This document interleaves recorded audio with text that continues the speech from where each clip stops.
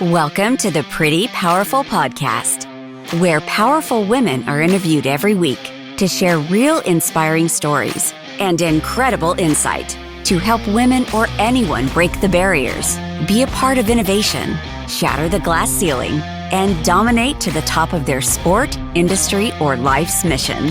Join us as we celebrate exceptional women and step into our power. And now, here's your host, Angela Gennari. Hello, welcome to the Pretty Powerful Podcast. I am your host, Angela Gennari. Today, we are speaking with Dannie DeNovo. Thank you, Dannie, for joining us today. Oh, it's wonderful to be here. Thank you. So I want to tell you guys a little bit about Dannie. Dannie DeNovo is a happiness coach and international best-selling author. After having battled depression and anxiety for most of her early life, Dannie set out on a course to learn what true happiness was for her and for the sake of her baby girl. Now, Dannie regularly appears on ABC, Fox, NBC, and CBS TV News and talk shows as an expert on creating happiness, combating loneliness and depression, and managing anxiety. Very impressive. Thank you so much for being here. Yeah, it's so good to talk to you today. So I wanted to start by asking what led you down this path? It's a very unique path. It is. You know, I have kind of a long story, so feel free to jump in wherever. But in my early teens and into my 20s, I went through a really bad depression. So it started out, I just thought I wasn't feeling well. I begged my parents to take me to the doctor. And of course, everything checks out. And then eventually someone said, why don't you talk to somebody? Yeah. So at 16, I'm sitting across the table from this woman and I tell her what's going on. And she said, honey, you're depressed. And I said, I don't have anything to be depressed about. You don't understand. I go to a good school. I have good grades. I've got friends. I have a horse. Like, what do I have to be depressed about? Right. And she said, honey, I think you're depressed. Wow. And so the next phone call was to a doctor and it started me on all these medications, which I just didn't really do very well with. Fast forward into after my first year of college, I just completely bottomed out. And so I ended up leaving school and checking myself into a mental institution because I was so suicidal. Wow. So of course I'm on more medication, totally freaked out by the fact that, you know, now I'm like sort of dubbed crazy. Right. And I leave, I try to get my life back together. It's not working. And then a few months later, I crashed again and I went back in. And I knew that if I left again, there was no way that I was going to make it. I was going to end my life. I had done too many things toward that end already. And I just felt lost and out of options. So, you know, I'm staring out at the moon, looking through the bars on my window, right? And just kind of wondering what's happened to my life and trying to cry myself to sleep. And so finally the morning comes and I make the decision that, you know, if I'm not going to end my life, then I need help. Then I'm going to find a way to get out of this because I wasn't going to live my life like that. And I wasn't going to be the young girl in the psych ward anymore. So I went to the head psychiatrist the next day and I said, hey, I need another option because you're going to discharge me and that's going to be it. And they said, well, we've done everything we can. And I said, well, there's got to be something else. And she said, the only other thing that we have to offer you is electroshock therapy. And I said, okay, because, you know, what do I know? I'm 19. I have no life experience. There's no one there advocating for me. I just want to get out and get better. Right. So I signed on the dotted line and, you know, the next morning I got wheeled down into the secret parts of the mental institution. And they took me through these big brass doors into this room that looked like Frankenstein's laboratory, you know, and I got strapped down and behind me comes this giant orderly with these big probes in his hand. And next thing I know, I wake up and I felt like I got hit in the head with a sledgehammer. And so I went through these treatments every other day for weeks upon weeks until one day I'm having dinner with my little brother and he's telling a story about us growing up riding our ponies together. And he's very animated about it. It's got all this detail. It was obviously a very important memory for him. Right. And he's just like, you know, going. And I have no recollection of what he's talking about. And he can see the blank expression on my face. And so now he's getting upset because he's like, Dannie, there's no way you don't remember this. And so I started faking it and saying, yeah, of course. Yeah, this and that, you know, just kind of repeating details back to him. And I pushed myself away from the dinner table. I ran into my bedroom and I pulled out my photo album out from under my bed. And I started looking at pictures and I realized I had almost no recollection of my childhood. It was just completely gone. Wow. And so that really scared me. So the next time I went back in to get my treatment, I was like, hey, I'm good. I'm not depressed anymore. Let's just stop. I couldn't, physically, I was so beat up too. It was just taking so much out of me. And they said, okay, well, show us, get back into school, do what you have to do, which I did. And I just started faking being happy because I couldn't handle the alternative. Right. And so I faked it enough to graduate college, and then I got into law school and I faked my way through law school, and then life takes over, right? I got a job, I got married, I bought a house, and I was functioning, right? Like I was going to work every day. I was paying the bills. I was going to the grocery store, but I was living a pretty miserable life. And then my daughter shows up, right? And one night I'm making dinner, I'm stirring a pot on the stove, and she's about a year old. She's sitting on the floor and she's got her little play bowl and spoon that she was playing with me, right?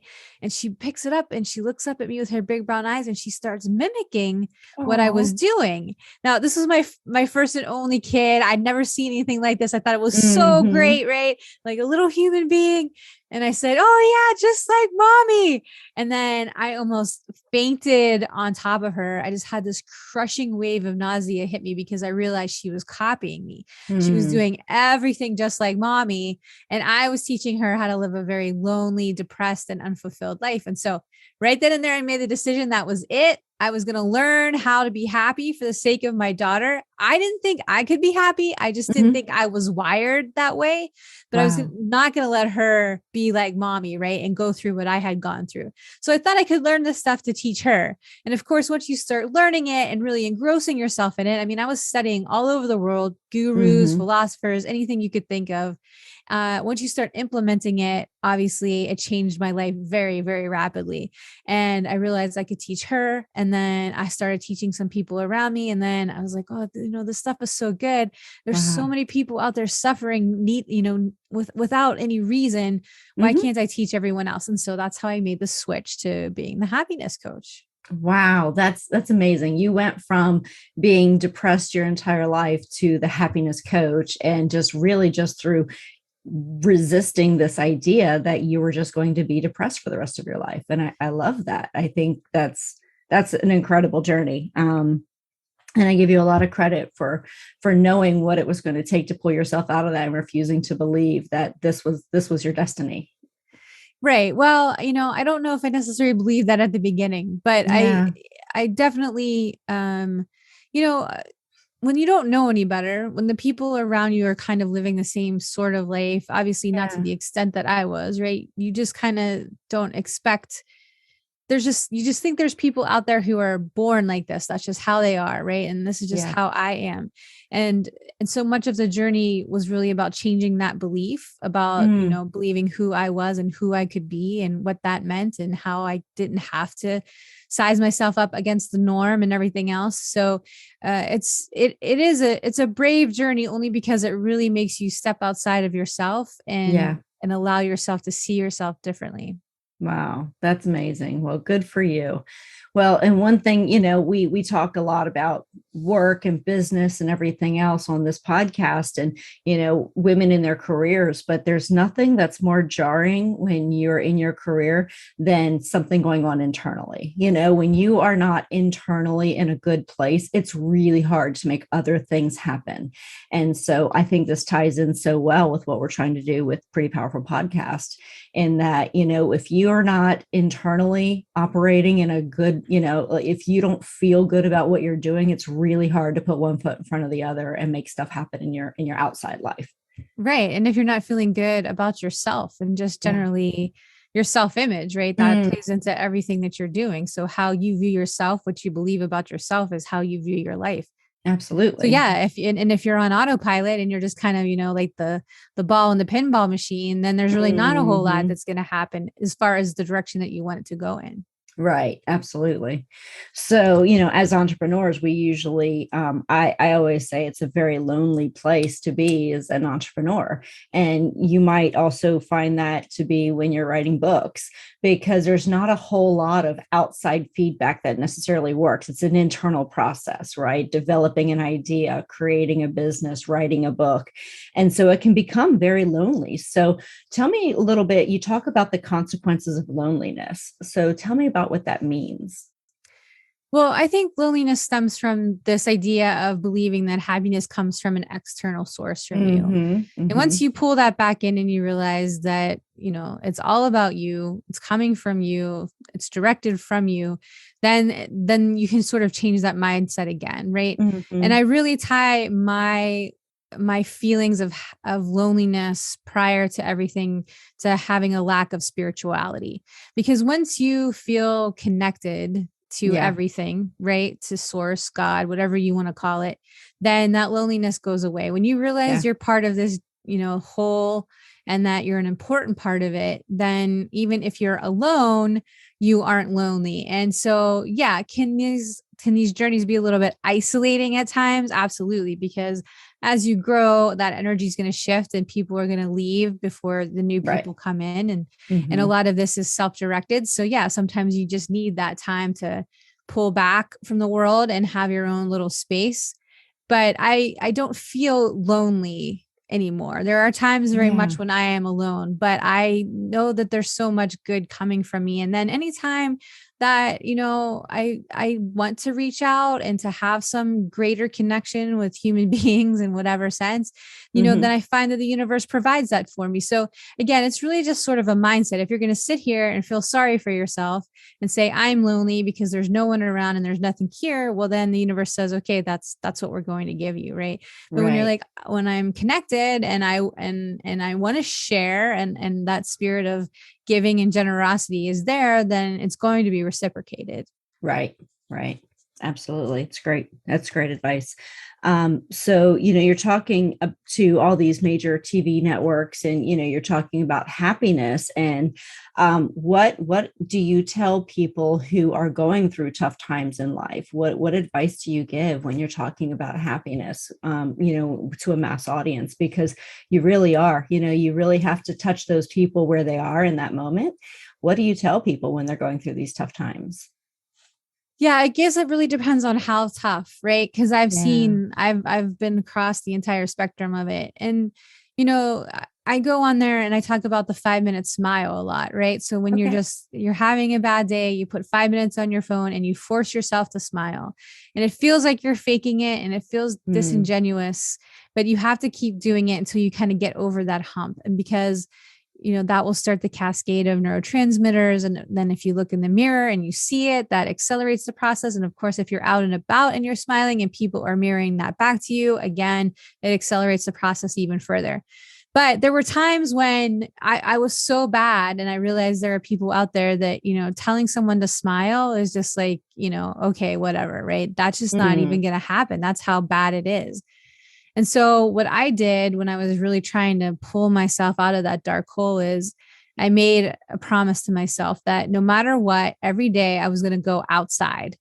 And it only had to be 5 to 10 minutes, if that's as long as I could give myself. But I was going to go outside. I was going to get light. I was going to get fresh air. And I was going to force myself to do it. And I put, an old school calendar on the wall. And for 30 days, I was going to commit to this. And so every day that I went out, then I put the X. And it sounds like not very much, right? I mean, considering everything you think you have to do in a day, but when you're that bad, that is a small step in the right direction. And each time I made that X on the calendar, I gained a little bit of confidence, had a little bit more reassurance, right? And so the next day was a little easier and the next day was a little easier until I got to the end of that month. And I actually became proud of myself for being able to do that because I couldn't do that the month before. Yeah. And then you just kind of build from there. You have to build slowly and you have to understand it's going to take time, but this has to come from you. It's not going to come from anyone else. That decision has to be made. And then you have to promise yourself that you're going to act in conformity with that decision, no matter what, because look what's at stake for you. So again, it's not about hoping that something's going to come from the outside. You've really got to be able to find it inside of you and continue to do it. So whatever that is that you need to do, whether it's go outside, whether it's take a shower every day, whatever that little thing is, start there and then add slowly from that point. That's great advice. All right. So tell me, I know that you have your daughter who inspires you. So who else inspires you? Who inspired you to go down this path and figure this journey out? Well, there were a number of people who inspired me. I mean, I think number one was my little brother, because he's probably the only reason that I did not kill myself. Right. There was always that thing in the back of my head where I could just see him, waking up on Christmas morning one year and being like, why did she do it? And just having all these questions and not being able to figure them out. And so I really, he's been my rock since then, and really probably my greatest supporter. Your little brother was a huge part of your journey and your reason for wanting to get better. And I know that you said your daughter was as well. So, as you're going through and you're fighting for these important moments in your life to come back, these memories from childhood and time with your daughter and time with your little brother. And at what point, and do you ever say, I'm doing this for me? Or was it an easier process for you to say, I want to do this for him, or I want to do this for my daughter? Yeah, at the beginning, that's what it was for, right? I mean, hanging on was for my brother and starting the journey was for my daughter. Yeah. But as I got into it, I realized how much it needed to be for me, because everything about the journey was coming from me, right? When the impetus is from, external, again, it's never going to end up the way that you hoped or envisioned it for yourself, because it can't, because there's too many things that are playing into it externally, too many forces on it, right? But when it's coming from you, and it's always coming from the genuine place, then you have the ability to create, the scenario that you want and the feelings that you want and the emotions that you want and the future that you want. So yeah, I think it's an important lesson to learn that it's got to come from you. And sometimes for people that feels selfish or arrogant. But the more that you do it, the more you realize how important that is, and how, you can then teach people that they have to do the same thing. And then when it's a relationship, the two of you meet in the middle, right? So a lot of people who have influenced me and inspired me too are my mentors, because you don't learn this kind of stuff. You can read the books and you can, listen to the podcast and you can maybe do some workbooks and everything else. But until you have someone who's done it show you that it's possible and the steps that they took to do it, it's very difficult. And so I would say, go out there and find the people that resonate with you, because everyone's kind of saying the same thing. It's just that you need someone to say it in a way that makes sense for you, right? Yeah. Early on, I started working with Bob Proctor. He just passed away, but he was a huge influence in my life, and someone who took me under his wing and really showed me how often I was sitting around feeling sorry for myself. And then I have another mentor, Clint Arthur, who showed me that, how much self-image really plays into this stuff, and how that if you're not out there advocating for yourself, that no one else is going to find you. And then you don't have the ability to share your gifts. So while you might think going on TV sounds really arrogant, and which it did to me at the beginning, I had a really hard time with it. I realized how many people started reaching out and needing my help. And if I had not been in a place where they saw me, I never would have been able to help them. So it's really about finding those people, again, who are doing this on a higher level than you, and mimicking them, just like my daughter was mimicking me. Right. Yeah. Yeah. I love it. And you're right. I mean, sometimes you think what you have to say isn't all that important. You're like, it feels arrogant, but at the same time, you never know whose life you can change or who you can inspire just by putting yourself out there and being vulnerable and saying, okay, you know what, this feels really inauthentic right now because I don't feel like I have anything worthy to say, but that person on the other end that you're connecting with, that's exactly what they needed to hear in that moment. So Yeah. you just never know when your words are going to inspire somebody. Well, it feels inauthentic because you're not used to sitting there and talking about yourself. But the more that you're saying your message, the more you realize how important it is. I was in line at Starbucks yesterday and I started talking to someone and it was a really long line. So they started asking me what I did. And so I started telling them part of the story that I just told you. And the next thing I know, this gentleman's saying, oh my goodness, I'd love to talk to you about my 12-year-old daughter. She's having, these same issues and we don't even know where to start.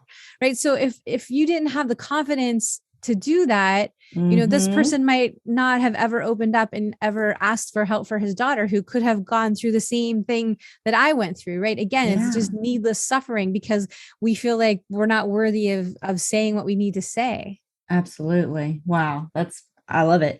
So tell me a little bit about your books and what prompted you to write the books and what that process was like for you.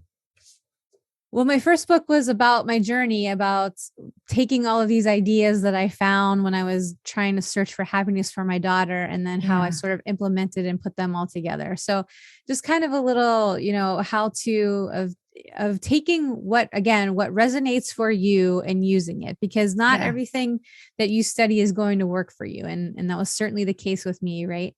And then I wrote another book just about happiness hacks. I wrote that with Janae Noonan. She's a U.S. gold medal MMA champion. And so she knows a thing or two about discipline and staying the course, right? Yeah. So we talked about just simple things that you can do every single day to help you sustain that mood so that you're not dipping too far down, right? Because happiness is a sustainable level. You're not up here all the time whistling and skipping around, right?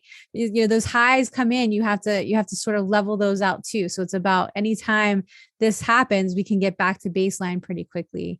And then I did a cookbook, which was all around eating for happiness. So interesting. There's like a nostalgia part of it for happiness. There's just a good feeling from food, but also the foods that scientifically are proven to help you keep your mood elevated as well, and ways you can integrate those into your life. And of course, I have all my little stories around that too. So yeah, well, I'm interested. Tell me a few foods that help with happiness. This is intriguing. Well, one of my favorites is dark chocolate because really? Okay. it keeps those neurotransmitters high. Yeah. And, so it's not like the milk chocolate where, it's just, you're getting more sugar. And so all you want to do is eat more sugar, right? It actually sustains your appetite as well. So it gives you a boost throughout the day, but it's kind of a fun way to do it. And, I take all the dark chocolate I can, and I never feel grossed out because you don't overindulge in it. Right. Yeah, you can't. No. So, okay. That's fascinating. I like that. Yeah. And I know that there are definitely some foods that just make you feel bad, that are just that add to, I think, just feeling gross all day long, a lot of fried foods and things like that. Fried foods, too much starch. I mean, things that you wouldn't think that would bother you. I have, and your body type is, just as diverse as your mood is too. So I'm Italian, right? I grew up eating sauce. Tomatoes were everywhere, right? We ate them right off the vine. And then I come to find out that my body just doesn't really like tomatoes very much, right? Which is sort of devastating on some level. But when I stopped eating tomatoes, I felt a lot better. So it's really about getting to know yourself on so many levels, and sometimes having to be, harshly honest with yourself too about the things that you're eating and doing and saying. And, what does your workout look like? How much water are you drinking? How much attention are you giving to your daily thoughts? Again, when you're on autopilot and you're just doing things out of convenience, that's not going to help sustain that mood. Absolutely. That's awesome.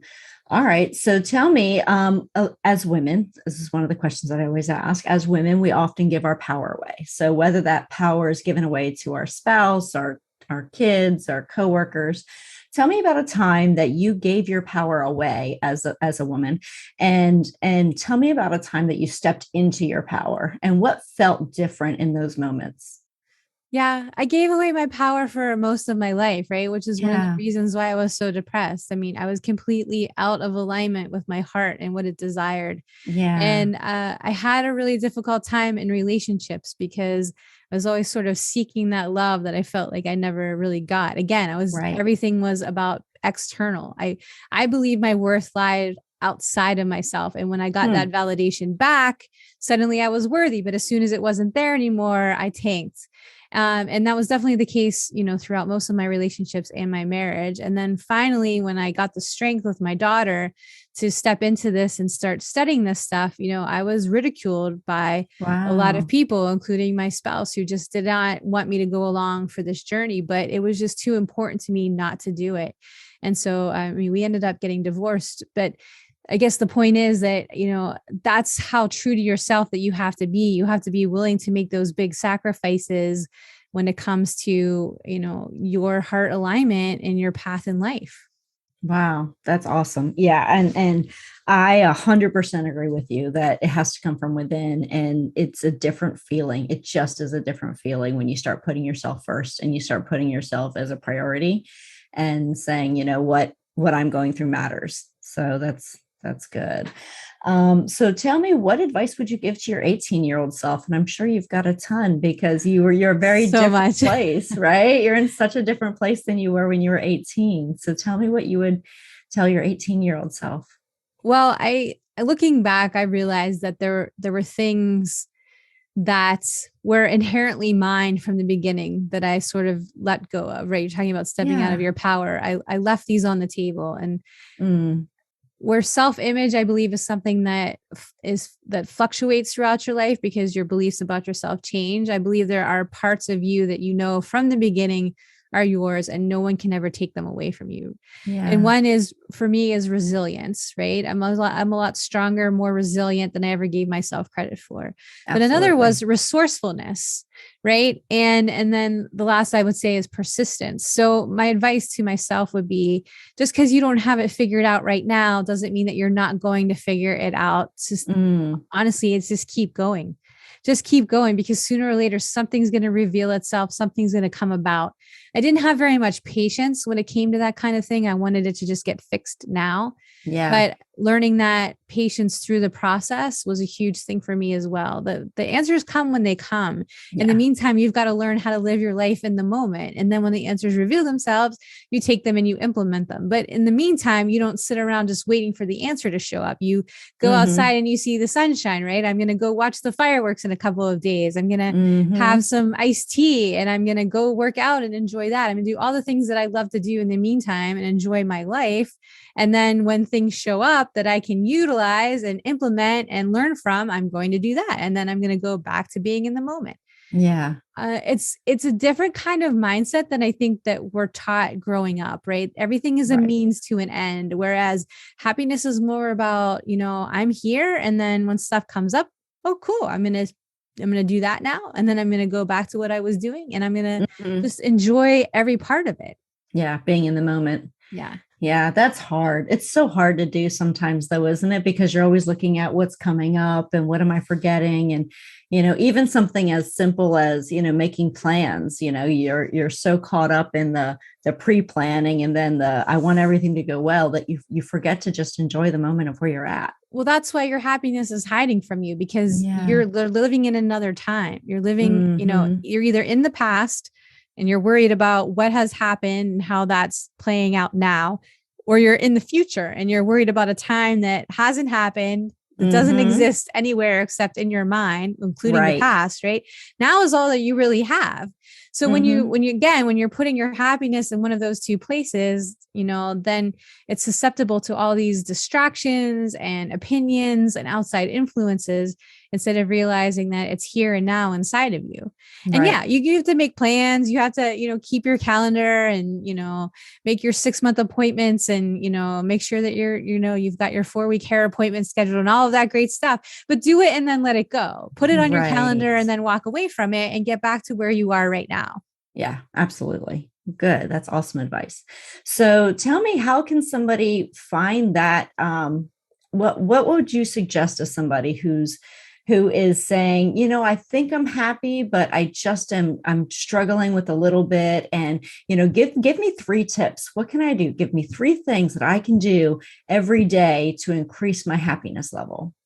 Okay. So I do the 5-4-3 minute method every day. I call it the 5-4-3 method. Okay. So the 5 is the 5-minute smile. And I know it sounds kind of crazy and a little bit dumb, but it really is just kind of a reminder for me to not take myself so seriously and to remember to smile and to be in the moment. and then 4 minutes of meditation. Okay. Oh, I that's do good. longer than that, but start out small. 4 minutes is all you need. And people really struggle with this because they think, oh my goodness, I've got to be somewhere quiet and I've got to be sitting on the floor and I've got to be grounded and I've got to get rid of these thoughts. I don't even know how to do that. So just make it easy on yourself. All you have to do is light a candle, okay? And just sit quietly and stare at the flame. That is enough to redirect the focus from all of this craziness that's going on up here. You're hearing all these voices. Half of them aren't even yours. You don't know which one to listen to, but when you can distract yourself from that and refocus to the voice coming from your heart, that voice will tell you everything that you need to know about your happiness. So learn to find it and then learn to listen to it. Yes. And then the last thing I do is 3 minutes. So this is just about creating that self-image I was talking about. You just take 90 seconds and you talk to yourself in the mirror, just looking into your right eye, and then another 90 into your left. And you do an affirmation about something that you want to change about yourself. So if you're not feeling particularly brave, I would say, Dannie DeNovo, you are the bravest woman I have ever met. And I just repeat that, looking into my right eye and then into my left eye for 3 minutes. And then I get on with my day and I don't have to revisit any of that unless I want to. So it's just about, again, reaffirming those things in your mind, because the way that you learn is by repetition. So if you're doing it every day and you're repeating it every day, then you're going to start seeing results from it.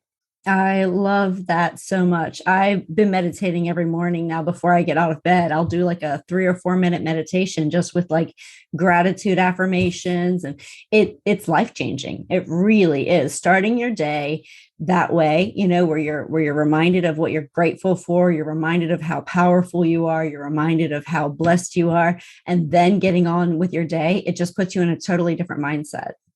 Right. And it reconnects you, which goes back to the first thing we talked about, right? Is, I say to people all the time, look at it from a scientific standpoint. Okay. Yeah. Quantum physics says energy is neither created nor destroyed. So, your energy, if you just cease to exist, and I'm not talking about shifting energy like life and death, right? But if your energy was just to be eradicated, the entire universe would collapse, because it can't support itself without everything in place, right? So if you are that important to the universe, do you not think that the universe probably has your back a little bit more than you're willing to admit? Right. Just reconnecting to that idea is enough to be like, yeah, I'm going to go out and do something today, right? Just be a part of it. That's all you have to do. Yeah, I love it. Yes, absolutely. So yeah, I'm a big proponent of, understanding where your place is in the universe. And that's so much more important that you give yourself credit for. Everybody thinks that we're just this little tiny pin dot, in the world, but really, our journeys, each of our journeys is unique. And as long as we can understand that sometimes we don't have to have all the answers, we just know that our journey doesn't stop with what we think it does, that the path is bigger than what we could ever imagine. The more information that you seek out, the more you're going to realize you're going to have more answers. The work is never done. No. And when you get to that point of accepting that, it just becomes a fun journey of learning. You don't put the pressure on yourself. You just take it as it comes. Yes, absolutely. Absolutely. Well, what are you doing now? Are you consulting with people on, or I know you've written some books, which are amazing, best-selling books. Congratulations on that. Thank you. Amazing. And are you doing some consulting and helping others now in their happiness journey? Yes, I do some group coaching and some one-on-one coaching, and you can find all of that on my website. I also have some online programs that I just have out there for people who kind of want to dip their toe into the water and see how they feel about it. So yeah, awesome. There's a lot of great resources on my site. It's just DannieDeNovo.com. It will link you to other things too. And you can find my media there. So, if you want to watch some of the TV clips too, that just give you some quick tidbits on how to like get happy or help your kids get happy, that's all there too. Yeah. Well, and I think that's so important when you're mentioning kids, because, I'm hearing more and more studies that there are so many teenagers and children on antidepressants right now. And, they're dealing with different stressors than what we had when we were growing up. And I think it's a combination of there's more resources available. There's more, there's more awareness of mental health than there was a long time ago, or when I was a kid. Before, it was just like, get over it, toughen up, right. It was kind of that like buck up and get over it kind of idea. But now I think there's just more resources and awareness of mental health. And, but as a result, I think there's more children who are on antidepressants, but, hopefully if they can find some tools that they can implement in their lives, and I think they'll be a lot better off. And like you were saying, medication is not always the answer. No, it's not. It scares me a little bit sometimes when it comes to kids. But honestly, if you want to help your kids, help yourself. Because if they see you being happy, seeing you implement these things every day, if you're being honest with them about how you're going about implementing these things every day, instead of just assuming that they're picking it up, then you're going to see a huge thing change. Right? My whole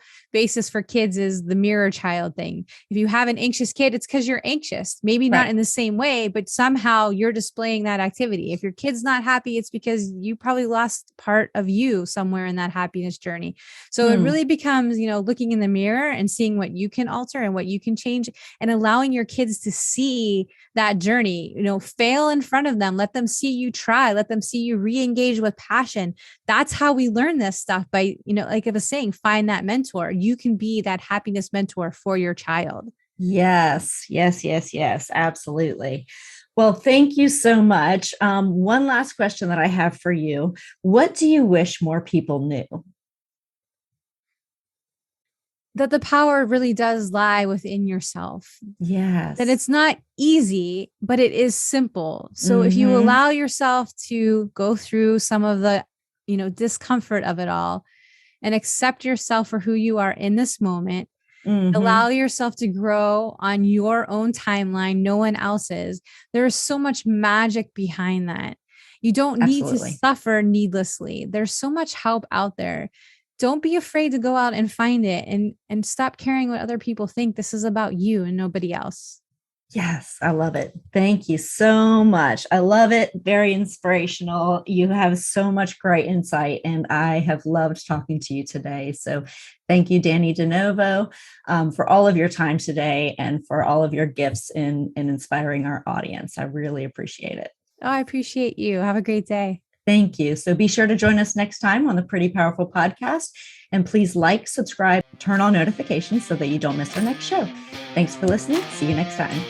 Thank you for joining our guests on the Pretty Powerful Podcast. And we hope you've gained new insight and learned from exceptional women. Remember to subscribe or check out this and all episodes on prettypowerfulpodcast.com. Visit us next time. And until then, step into your own power.